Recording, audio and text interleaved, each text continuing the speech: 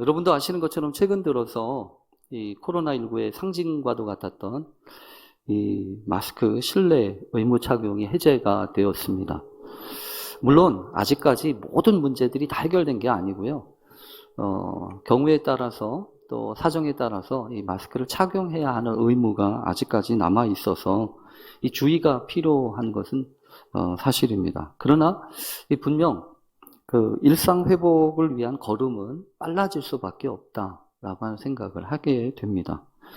이 교회에서도 사실 어떻게 하는 게 좋을까라고 하는 생각을 우리 장로님들과도 논의하고 이야기도 하지만 강제할 수 없지 않는 부분들이 많이 있다라는 생각을 해요. 물론 그래도 조심해야 될 부분들이 많고, 그리고 여러분도 지금 이렇게 보시면 아시지만 누가 빼도 된다고 이야기하고 누가 쳐라고 하는 것도 아닌데 본인들 스스로 이렇게 조심하고 또 그런 부분들도 또 많이 있는 것 같습니다.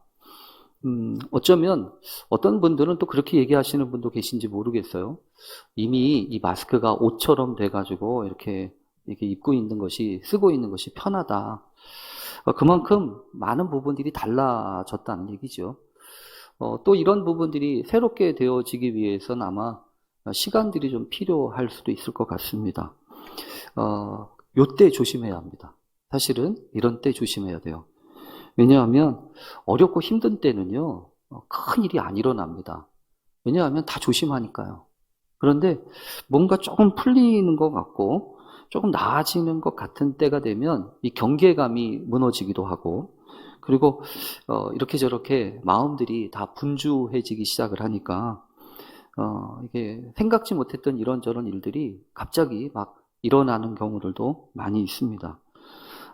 그래서 그런지 모르겠어요. 지난 주간에 우리 권사님 한 분을 통해서 이런 얘기를 저희가 들었습니다. 지난 주간에 나누었던 말씀 중에도 제가 말씀을 드렸는데요. 갑자기 어떤 분이 본인이 같이 일하는 곳에 와서 왔다 갔다 하다가 갑자기 자신이 누군지를 드러내더래요. 이름하여 신천지였다는 겁니다. 그래서 내가 신천지인데 막 이렇게 얘기를 하면서, 또 신천지 사람들이 잘하는 게 하나 있어요. 뭐냐면 기존의 교회들을 막 까내립니다. 기존의 교회에서 잘못하는 것들 막 이야기하면서 기존의 교회들 다 틀려먹었다 얘기도 하고, 그러면서 이제 신앙을 권면하죠. 그래도 우리 권사님이 나는 평동교회 다닌다고 이러면서 그만두라고 나가라고 이렇게 이야기를 하셨나 보죠. 그랬더니 더 정색을 하면서 평동교회 우리가 주목하고 있다고, 평동교회 가만 안 둘 거라고 이렇게 얘기를 하면서 막 얘기를 하시는 거예요. 그 얘기를 듣고서 우리 권사님이 가슴이 철렁하시는 거야. 가슴이 철렁해가지고, 혹시라도 우리 교회 와서 해코지를 하거나 이런 일들을 하면 어떡하나, 이런 얘기를 하시면서 걱정스러운 문자를 보내셨더라고요. 제가 그 문자 메시지를 보고서, 그래, 어쩌면 우리 교회가 만만해 보이지. 왜냐하면 우리 교회는 큰 교회도 아니고 작은 교회도 아니거든요. 이제 그러다 보니까 만만한 거예요. 그래서 이렇게 저렇게 한 200명 정도 사람들이 움직이면 그 교회에 산 옮기기 간단하지 이렇게 얘기하면서 올 수도 있다는 거죠. 실제로 이 교남동 교회협의회라고 이 교남동에 있는 7교회 목사님들끼리 지난번에 만나서 요즘에 이런 일이 있었다라고 얘기를 하니까 그러시냐고, 우리 교회도 사실은 여자 2명이 들어와가지고 신앙 상담을 하자고 이야기를 해서 한참 얘기를 하다 보니까 알고 보더니 신천지였다고 그렇게 이야기하시는 분도 계셨어요. 여러분, 걱정이 되죠. 염려가 되고, 혹시라도 무슨 일이 있으면 어떡하나 이런 생각도 합니다. 모 교회에는 예배 드리는 중간에 와가지고 갑자기 큰 소리를 치면서 종교 장사하지 마세요 이러면서 막 얘기를 했다고, 그런 말도 들어요. 그러니까 여러분, 요즘에는요, 앞뒤가 없어요. 그냥 막 얘기하고 이렇게 시작되어지면 공연이 이렇게 분란이 되고 이런 부분들이 있어서 우리 모든 성도들이 좀 경각심을 좀 발휘해야 되고 깨어 있어야 될 것 같아요. 어쨌든 여러분, 작더라도 정신 차리고 깨어 있으면요, 올바른 신앙으로 무장되어 있으면 꿈쩍도 안 할 겁니다.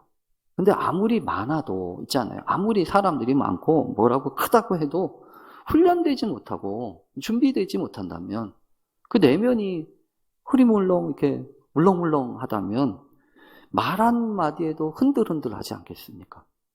그렇지 않아요. 그래서 여러분 더 마음이 더 간절해졌어요. 어떤 마음이 간절해졌냐면 그렇구나. 요즘 우리 교회 성도들이 더 건강한 신앙에 바로 서야 될 때이구나. 그러면서 이런 신앙의 점검과 또 이런 신앙을 다시금 돌아보는 일들은 이게 미룰 일이 아니다라는 생각을 하게 돼요. 마치 여러분 1년에 한 번씩 건강검진 하시잖아요. 건강검진해서 뭐 이렇게 저렇게 몸의 건강을 체크하고 또 보완할 부분들을 찾아내는 것처럼 신앙도 그렇다는 거예요. 신앙도 사실은 연수만 있다고 그래서 건강해지지 않잖아요. 오래됐다고 그래서 신앙이 건강하고 이제 막 됐다고 그래서 신앙이 약하고 그렇습니까? 아니잖아요. 오히려 오래돼도 십자가 구원에 대한 복음의 확신이 없다면 내가 오래 교회 다녔어요. 근데 내가 구원을 받았는지 안 받았는지 잘 모르겠어요. 또 하나님이 계신지 안 계신지 잘 몰라요. 하나님이 일하시는 건지 안 하시는지 몰라요. 또 하나님의 뜻이 도대체 뭔지 몰라요. 그렇게 되면 여러분 그 흔들리는 것 당연하지 않겠습니까? 그리고 여러분 알아요. 뭘 아냐면 누가 구멍인지 안다고요. 조그마한 경기를 하더라도 저 사람 구멍이구만 이거 안다고요. 그럼 거기다가 한번 공격하잖아요. 영적인 부분에 있어서는 더더욱이나 마찬가지입니다. 그래서 이런 위기의 시대일수록 더 신앙의 본질을 붙잡고 건강한 신앙을 하나님 구하면서 하나님 앞에 나아가야 될 그런 때다라고 하는 생각을 하게 됩니다.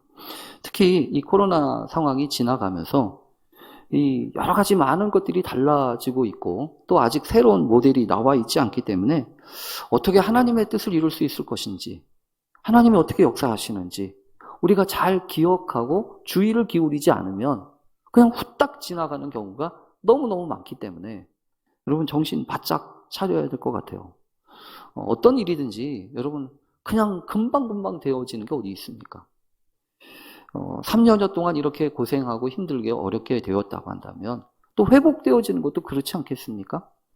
그래서 하나님 앞에 여러분 이런 시간이 흐르면 흐를수록 더 분명해지는 것은 온전한 회복을 우리가 경험하는 겁니다.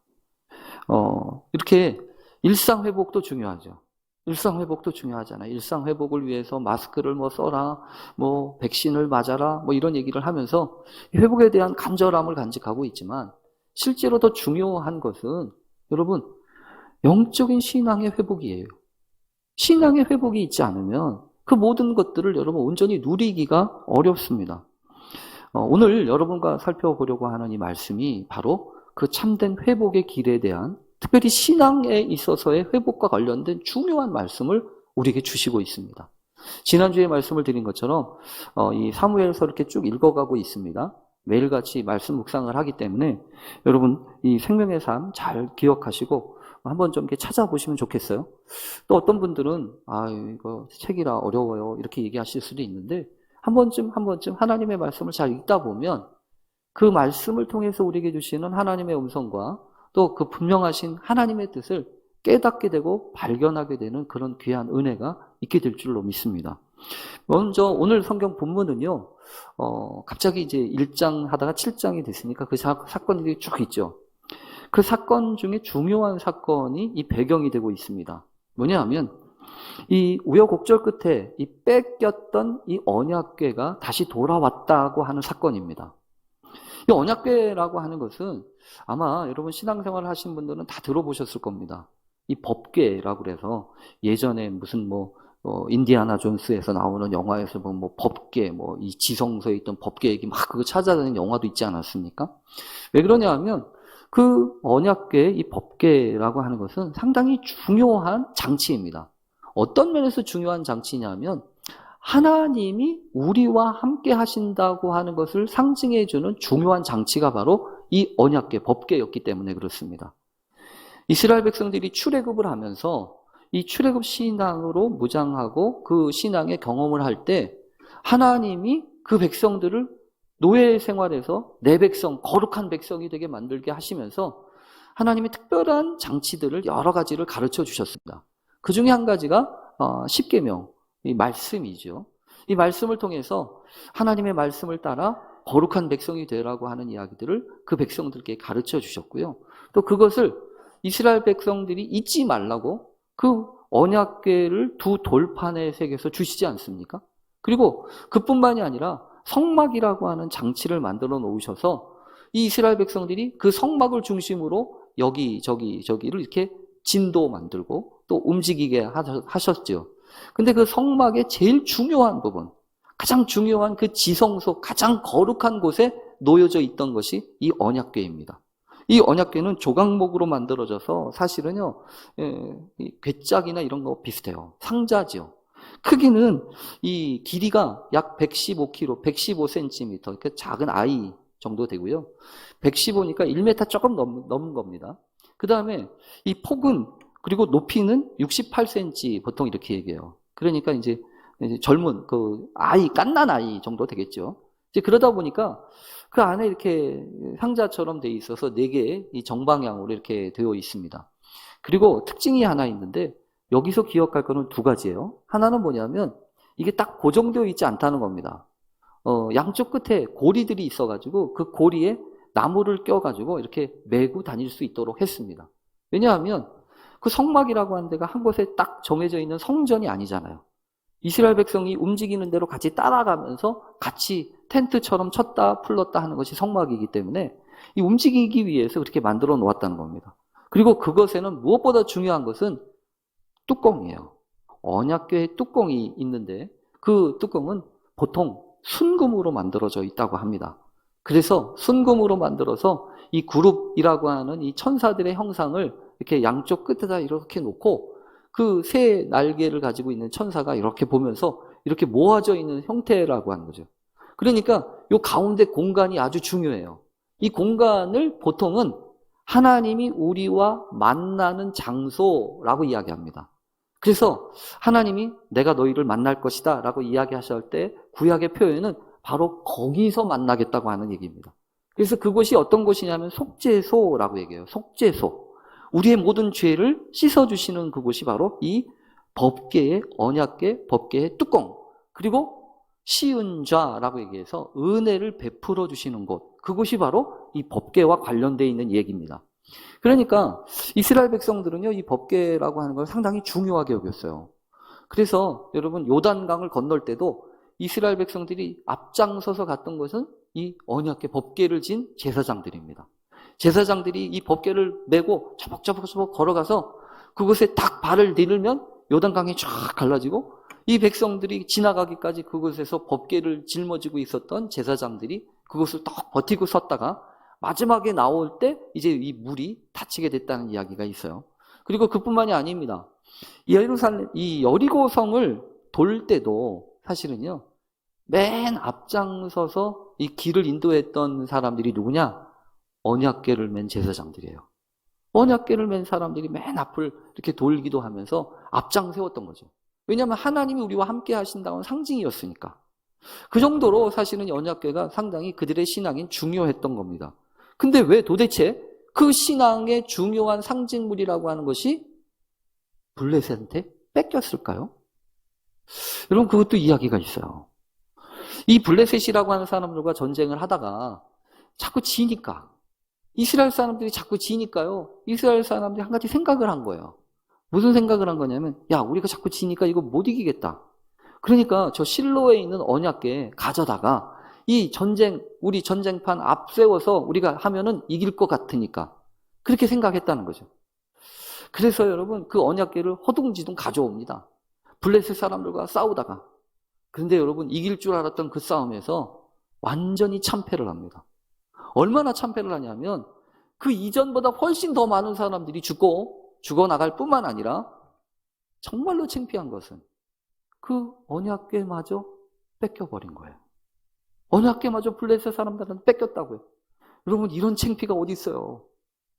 그러니까 여러분, 기고만장하지 않겠습니까? 이 블레셋 사람들은 다른 것도 아니고 저 언약궤를 뺏어왔으니 얼마나 신났겠어요. 그래서 잔치도 벌이면서 막 이렇게 저렇게 자랑합니다. 그리고 그 언약궤를 뺏긴 이 이스라엘 사람들 얼마나 침울하겠습니까? 그래서 실제로 있잖아요. 그 언약궤를 지키고 있었던 사명을 가지고 있던 엘리 제사장은 전쟁에서 졌을 뿐만 아니라 이 언약궤가 뺏겼다는 얘기를 듣고 깜짝 놀라가지고 뒤로 넘어져가지고 문지방에 머리를 쪄가지고 죽고 맙니다. 그리고 그 엘리 제사장의 아들이었던 홈리와 비느하스는요, 그 언약궤 짊어지고 갔다가 그냥 한 시간에 그냥 죽고 말아요. 그리고 더 비극적인 거는 그 비느하스 그 부인은 아기를 낳다가 그 소식을 다 듣고 난 다음에 이가봇이라고 나서 자기도 죽고 말아요. 아기를 낳다가. 이가봇이라고 하는 뜻은 뭐냐 하면 여호와의 영광이 떠나갔다 이거예요. 절망적이라는 거죠. 더 이상 소망이 없다는 거예요. 여러분 어쩌다가 이렇게 됐나요? 어쩌다가? 뭐가 잘못돼도 잘못된 거예요, 지금. 잘못 믿고 있는 겁니다. 하나님을 열심히 믿는 것 같아요. 그러니까 언약궤도 갖다 놓고 그렇게 이길 줄 알고 그러는 거 아니에요? 그런데 건강하지 못한 겁니다. 언약궤만 갖다 놓으면 이길 줄 알았다는 거죠. 이게 형식적인 신앙 아니에요? 그런 형식적인 신앙 가지고는요, 이길 수 없습니다. 그러면 여러분 우리가 주의해야 될 게 있어요. 그럼 하나님은 뭐 하셔요? 하나님은 뭐 하시냐고요? 꼼짝없이 그냥 붙들려가지고 아무것도 못 하시는 그 하나님이십니까? 아니요. 성경은 우리에게 명확하게 얘기합니다. 사람들은 패배했을지 몰라도요, 하나님은 결코 패배하시지 않습니다. 그래서 오히려 성경에 보면 여러분 이게 다 사무엘상의 이야기예요. 여러분 읽어보세요. 거기 보면 이렇습니다. 언약궤를 갖다 놓고 자기들끼리 이 다곤 신전에다 갖다 바쳐놓고 자기들이 섬기는 그 다곤 신전에서 얼마나 잔치를 벌였겠어요. 그 잔치가 끝나고 난 다음 날 와보니까 그 다곤 신이라고 하는 신이 꼬꾸라져가지고 엎어져 있어요. 이상하다. 그러고서 다음 날 세워놔요. 근데 그 다음 날은요 더 심각하게졌어요. 머리가 댕강 잘라지고요, 손모가지가 이렇게 땡깡 뻘라져가지고 완전히 박살이 난 거예요. 이상하잖아요. 도대체 누가 그런 일을 벌였을까요? 성경에 보면 여러분 그때부터 하나님이 역사하십니다. 그러니까 하나님이 여러분 참 그러고 보면 하나님은 홀로 일하세요. 하나님은 막힘이 없으세요.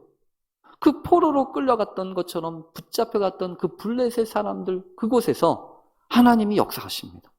하나님이 살아계신 것을 증거하십니다.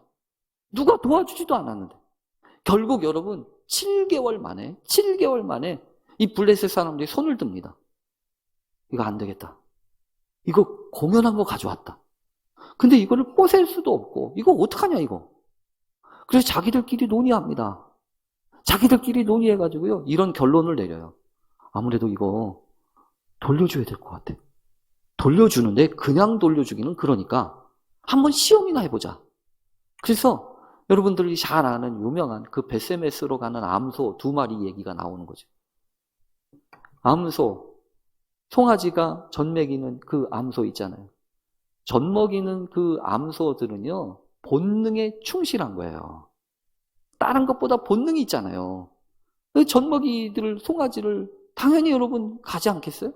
근데 이 송아지를 떼어놓고 암송아지 2마리에다가 수레를 매가지고 거기다가 법궤를 딱 얹어놓고 어디로 가나 보자 이거예요. 만약에 이 이스라엘 쪽으로 가면 저 분명히 하나님이 하시는 거고, 이쪽 왔다 갔다 갈 길을 몰라 왔다 갔다 하면 저건 우연한 거니까 그냥 신경 쓰지 말자 이렇게 얘기한 거예요. 여러분 이런 게 이방인이에요. 하나님이 명확하게 일하시고 하나님이 보여주심에도 불구하고 그걸 쉽게 받아들이지 못하는 겁니다. 끝까지 의심하고 끝까지 확인해 봐야 되는 거예요. 여러분 그래서 결국 어떻게 하죠? 베세메스로 가는 암소가 저벅저벅 갑니다. 돌아와요. 여러분 오늘 그 사건, 오늘 말씀 바로 그 배경인 거예요. 그 잃어버렸던 줄 알았던 그 법궤가, 언약궤가 돌아왔어요. 그럼 얼마나 신기합니까? 얼마나 기쁨이 있겠어요. 누가 가서 찾으려고 한 것도 아닌데 지 발로 스스로 돌아왔으니까. 그래서 베세메스 사람들이요 저벅저벅 오는 그 송아지와 수레를 보고서 깜짝 놀랐다가 안 해보니까 이게 보니까 법궤인 거예요. 그래서 그 송아지 2마리를 그 수레로 번제로 드리고 하나님 앞에 올려드립니다. 제사를 드려요. 거기까지는 좋아요. 근데 이제 문제가 생겨요. 무슨 문제가 생기냐면 궁금한 겁니다. 도대체 저 법궤 안에 뭐가 들었길래, 저 안에 뭐가 있길래 저런 일이, 저런 역사가 있냐는 거예요. 근데 여러분, 그러고 나서 그거를 뚜껑을 열고 그 안을 봐요. 근데 여러분, 얼마나 끔찍한 사건이 벌어지냐면 5만, 괄호 열고 5만 70명을 죽게 하시는 사건이 벌어져요. 여러분, 이거는 쉽게 이해하기가 어렵습니다. 왜 그러냐 하면 적어도 여러분 하나님의 백성들이라고 하면 민수기 24장에 보면, 여러분 분명히 민수기 4장 20절에 보면 분명히 써 있어요. 하나님이 그 법궤와 성막과 이 모든 제도를 만드시면서 명확하게 정하신 것이 있어요. 그 백성들에게 이 성막과 관련된 성스러운 기구는 아론의 자손 중에 고핫 자손이라고 하는 사람들만이 메고 갈 수 있다. 이렇게 저렇게 옮기고 이렇게 저렇게 움직여라 라고 하는 절차와 방법이 다 기록되어 있는 책이 민수기, 레위기 거기거든요. 그런데 거기에 따르면 뭐라고 되어 있냐면 민수기 4장 20절에 보면 그 고핫 자손들에게 이렇게 저렇게 권면하면서 반드시 주의 깊게 얘기하신 게 있습니다. 그들은 잠시라도 들어가서 성소를 보지 마라. 그러면 그들이 죽으리라. 여러분, 하나님이 어미하신 분이에요. 하나님이 그렇게 간단한 분이 아닙니다. 하나님이 그렇게 가벼운 분이 아니에요. 하나님 경외해야 합니다. 하나님을 두려워할 줄 알아야죠. 근데 이거는 두려워하는 게 아니라 궁금함과 호기심으로 그것을 이렇게 들여다봤어요. 여러분, 블레셋 사람들이 그렇게 하는 건 괜찮아요. 왜냐하면 모르니까. 걔네들은 관심이 없어요. 그것과 직접적인 관계가 없다고요. 그러나 이방 사람들은 그럴지 몰라도 이스라엘 사람들, 하나님의 말씀을 들은 사람은 그러면 안 되잖아요. 오히려 그래서 성경에 보면 있잖아요. 여기서 한 가지 중요한 원리가 하나 있어요. 종교적인 상징물과 관련된 거룩한 것은 가지고 있다고 능사가 아닙니다. 가지고 있다고 능사가 아니에요. 여러분들이 가지고 있는 이 성경 있잖아요. 성경 거룩한 책이죠. 그러나 이 성경 가지고 있다고 그래서 이 성경을 통해서 우리에게 주신 은총과 은혜를 그냥 내가 소유할 수 있는 겁니까? 아니에요. 절대로 그렇지 않습니다. 이 안에 들려있는 말씀과 이것을 통해서 우리에게 주시는 하나님의 음성을 듣지 못한다면 이거는 그냥 책에 불과한 거예요. 어떤 책? 그냥 잠잘 때 배고 자는 책. 아니면 잠 안 올 때 읽는 책. 다를 바가 없다. 그래서 여러분 주의해야 합니다. 정신 똑바로 차려야 될 때고요. 그리고 가지고 있다고 그냥 교회 오래 나왔다고 해서 내가 신앙생활 하는 게 아니에요. 그리고 여러분 오늘부터 사실은 그렇죠? 오늘부터 주일 오후 예배를 드려요. 그동안에는 오후 예배 잘 못 드렸어요. 왜냐하면 다들 힘들고 또 분주하고 바빴으니까. 그래서 오늘부터는 우리가 2월 달부터는 오후 예배 드립시다. 이러잖아요. 그래서 조금씩 신앙의 종교적인 행위들을, 이런 것들을 지금 회복하고 있어요. 근데 여러분, 그냥 드리면 좋을까요? 아니요. 잘 드려야 됩니다. 똑바로 드려야 됩니다. 드리면서 하나님의 음성을 들을 수 있고 또 하나님 앞에 나아가는 그런 일들을 경험해야 되는 거예요. 여러분, 오늘 성경에 보면 이 베세메스 사람들도 똑같았습니다. 이방인과 다를 바가 없었습니다. 그냥 번제, 예배는 드릴 수 있을지 몰라도 하나님의 마음을 모르고요. 하나님의 뜻에 대해서 경외함과 두려워함이 없어요. 호기심이나 궁금함이나 그러니까 들춰보기나 하고 구경이나 하고. 그럼 신앙생활은 구경이 아니에요. 신앙생활은 그냥 한번 보자. 이게 아닙니다. 이방인들이나 그렇게 하는 거지. 그래서 정말 하나님 앞에 두려운 마음, 떨리는 마음으로 살아야 회복이 되는 거예요. 그래서 오늘 성경을 보면서 우리가 알 수 있습니다. 아, 언약궤가 돌아왔다고 회복이 되는 게 아니다. 뭐가 돌아와야 되죠? 어떤 게 돌아와야 되나요? 오늘 성경 본문에 보면 기럇 여아림에 있는 이 아비나답의 집에다가 언약궤를 갖다 두고 엘리아살이라고 하는 사람을 여기 보면 이렇게 써 있어요. 거룩하게 구별해서. 거룩하게 구별해서. 하나님의 거룩함을 담아내기 위해서는요, 거룩하게 구별하는 게 있어야 합니다. 그래서 여러분도 지금 그러신 거 아니에요? 일상의 평범한 일상 중에 하루를 거룩하게 구별하신 거예요. 그리고 장소 중에도 특별한 장소로 거룩하게 구별하셔서 이곳에 와 있는 거예요. 그래야 거룩함을 담아내는 은총의 도구가 된다고요. 여러분, 그러고 나면 오늘 성경 그러면 끝인가요? 아니요. 그래서 오늘 성경에 보면 사무엘이라고 하는 사람이 그 백성들을 향하여 권면을 합니다. 뭐라고 권면을 하냐면 이렇게 얘기하는 거죠. 온 사무엘이 이스라엘 온 족속에게 말하여 이르되 만일 너희가 전심으로 여호와께 돌아오려거든, 만일 너희들이 전심으로 여호와께 돌아오려거든. 언약궤는 돌아왔어요. 근데 언약궤가 돌아온 것이 끝이 아니에요. 뭐가 돌아와야 되죠? 너희들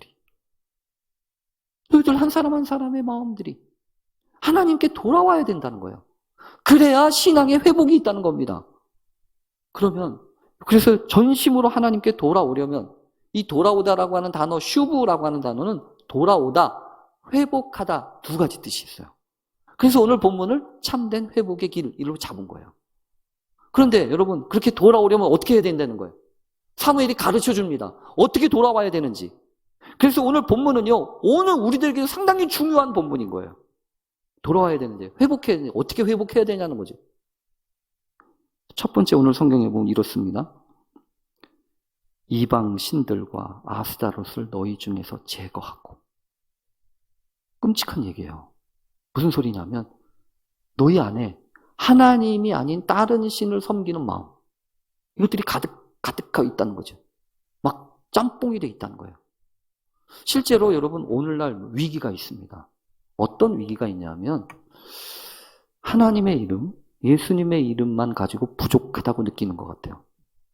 그래서 어떤 장로님이 저한테 영상을 하나 보내주셨는데요. 그 영상이더라고요. 미국 대통령 바이든이 취임식을 하는데, 여러분 미국은 청교도 아니에요. 지금까지는 어떻게 했냐면 목사님을 초청해가지고 성경책 위에 손을 얹고 예수 그리스도의 이름으로 기도합니다 하고 기도했어요. 그렇게 기도해왔다고요. 근데 이제 어떻게 기도하는지 아십니까? 예수 그리스도의 이름만 가지고서 기도하지 말래요. 모든 신의 이름으로 기도하래요. 그래서 브라함만 다른 신들의 이름을 불러가면서 그 이름으로 기도합니다. 이렇게 기도하고 있더라고요. 그럼 미국이 그 정도면 말 다 했죠. 근데 그게 하나님이 기뻐하시지 않는다는 겁니다. 여러분, 이게 무슨 뜻일까요? 하나님만으로 충분하지 않다고 느끼는 거예요. 예수님 가지고 충분하지 않다고 생각하는 겁니다. 그러니까 자꾸 여기저기 딴 거에 기웃기웃거리죠. 좋다고, 용하다고, 이런 생각 저런 생각하면 거기 가가지고 복이라도 받아보려고 그러는 거예요. 근데 하나님이 그거 원하지 않으신다는 겁니다. 그래서 뭐라고요? 아스타롯과 이방신들 너희 중에서 제거하고 너희 마음을 여호와께로 향하여 그만을 섬기라. 온전하게, 순전하게. 여러분, 이거는 이런 뜻입니다. 하나님 아니면 아무것도 아니다는 겁니다. 예수 그리스도의 은혜 아니면 난 아무것도 아니다. 이것을 명확하게 하는 것이 신앙의 회복이라는 거예요. 점점 여러분 시간이 갈수록 점점 더 명확해집니다. 예수님이 나한테 어떤 분인지, 그냥 좋은 분, 그냥 4대 성인 중에 한 분, 그분도 좋은 말씀 하셨지, 이거 가지고는요 신앙의 회복을 맛볼 수 없습니다. 오직 예수뿐이어야 되고 그분을 통해서 주시는 구원만이 나를 든든히 세울 수 있다고 하는 믿음의 확신이 없이는요 못 이겨요. 신천지도 못 이기고요, 세상도 못 이깁니다. 여러분, 오늘 말씀을 보면서 하나님, 우리의 신앙이 물렁물렁하지 않게 해주세요. 다 좋은 게 좋은 거로 끝나지 않게 해주십시오. 정신 똑바로 차리고 하나님 앞에서 분명한 믿음으로 하나님만 바라보게 해주십시오. 그래야 그래야 신앙의 역사를 경험하고, 그래야 경험하는 것이 에벤 에셀인 거예요. 오늘 하나님의 도우심을 구하십니까? 하나님의 인도하심을 구하십니까? 분명하게 주님 앞에 온전히 주님만 섬기는 귀한 믿음의 자세를 회복하며 주님의 뜻을 이루어가는 우리 모두 되실 수 있기를 간절히 축원합니다. 우리 같이 기도하겠습니다. 하나님 감사합니다. 마음만 급합니다. 다 좋은 게 좋은 거지 하며 지나갈 때가 많았습니다. 주여 불쌍히 여겨주시고 은혜를 더해 주셔서 참된 믿음의 사람들이 다 되게 해 주시옵소서. 예수님의 이름으로 기도합니다. 아멘.